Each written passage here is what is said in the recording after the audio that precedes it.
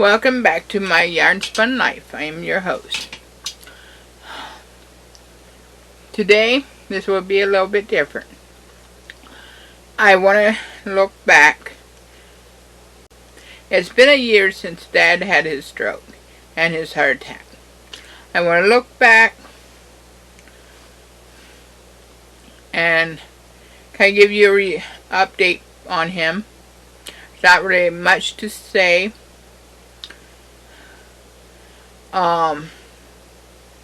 It was year ago at 1:01 or 1:02, early in the morning, a.m., I got a phone call. Laura was calling me, and I was like, why is she calling me this early? We usually try not to call each other past 1 o'clock at least. And because usually she has work, I'm more flexible since I'm my husband's caregiver. But I was like, something was just like, I better answer it. And she told me Dad is having a stroke. Well, it all came down. They took him into the hospital, called the ambulance, and they came. And I had just started to the ER, which I knew they were going to transport him to Columbus by a helicopter. I was going down the lane when Laura called me and said, you might as well not come because they're loading him up now. So I turned around and come back home. And then later that day, which was a year ago, we did go over and kind of, I have to chuckle now, but when we were going over, I'm like, I want to go too. So Miriam came up and we were going over. He was flown over to Columbus, and he was on the ventilator, but they had said it's not that he can't breathe on himself, but he needs a little bit help. So we were driving over. All of a sudden, Miriam's like, you want to drive? Well, they didn't think about telling me that they really wanted me to go with them to be the driver, because Miriam gets very nervous in a high stress situation, and Mom, since she's older, she can't handle it, and it's worse now. So I drove. We made several trips over.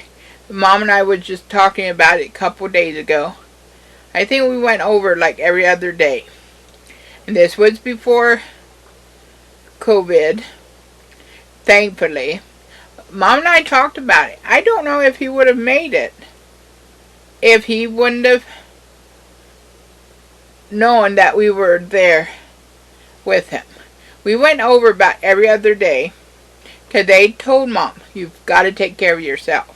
And she going over every day was just too much for her. So then he was sent to Marietta Rehab Hospital, where they did rehab, and did come off the vent. He did get a G-tube, and they got to the point that he did start eating again.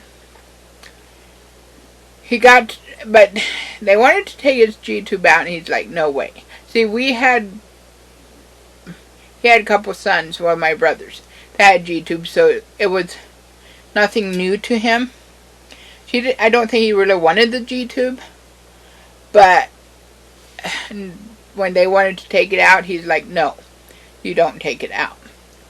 So, anyways, he's in the rest home. That's what's really, really sad. He's talking stronger. I mean, I don't know if I'm getting used to his voice or what, but sounding a little bit more like Dad. But you can still hear it. It's not like him before the stroke. But it's very sad. I mean, last Saturday when I went and visited him, we can only visit, well, we just visit him through the window, which, this COVID junk, I get it, they want to protect the people in there, but it's so hard. I mean, we can't even hug him. I mean, we can't do nothing. But he told me, he said, I can walk. I can walk as good as you. And I'm like, okay. And Mom went Sunday. He proclaimed the same thing. And I'm not saying God can't heal him. I'm not saying he won't. But his ways are beyond our ways. And maybe he's in there for some reason. But anyways. And Monday, finally, the two therapists took him to the Polaris bars and said, okay, show us. He said he could get up by himself, stand up. But he said his left foot is like a cement block. He can't move it. And it was just crushing. I mean, he cried with Mom. Mom cried with him. Because he just realized again he can't walk. James so thankful for the wheelchair he did get. He has a motorized wheelchair. And since he is paralyzed on the left side, he still can get around. I'm so thankful he has that wheelchair.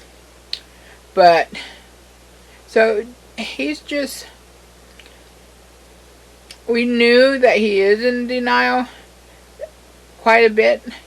I don't think he might not be in denial quite as much right now, but I think what happens, he dreams that he walked, and then in his mind he can't. But it's sad. I mean, we can't go visit him. He had his second granddaughter was born in July. He never got to hold her. He did see her through the window, but he can't hold her. And I don't know how well he can see. So, I mean, at least he saw her a little bit, but it's just sad. I mean, we'd love to go and visit him every day or every other day or whatever. Even if they would let one person of the family go in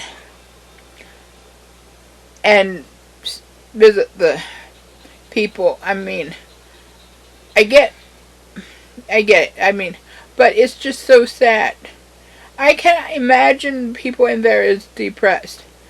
I mean, it feels like the families don't even want to come and visit. And if they don't understand the reasoning, no wonder they feel like that.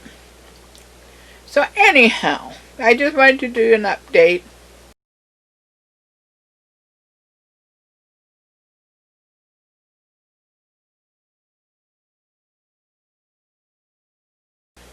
Yeah, it's been a year. It's mind-blowing. I mean, that's why I didn't like when it came to September. I knew it was just closer to a year. And now it's here. But you know what? Even if we don't know what's in the store, God is with us. And I know He has been with us the last year. Yes, it's been hard. It's been gut-wrenching, especially to Mom. I mean, that's Mom and Dad has been married. I'm for 44, 45 years, and yeah, I mean, Dad hasn't been at home for a year, but yes, I know this is kind of gloomy video, but I don't want to end it with gloom. I want to still say God definitely was with us. He is still with us. And He's with us even through this COVID jump. And don't get me wrong. I know COVID is real. But that's where I'm going to leave it. So, thank you for watching. Do please like this. Give me a thumbs up or down. I don't care. But comment. It helps my channel get out there. And subscribe and turn on the bell to all notifications, or you won't get all of them. And thank you so much for watching it. Thank you. Bye.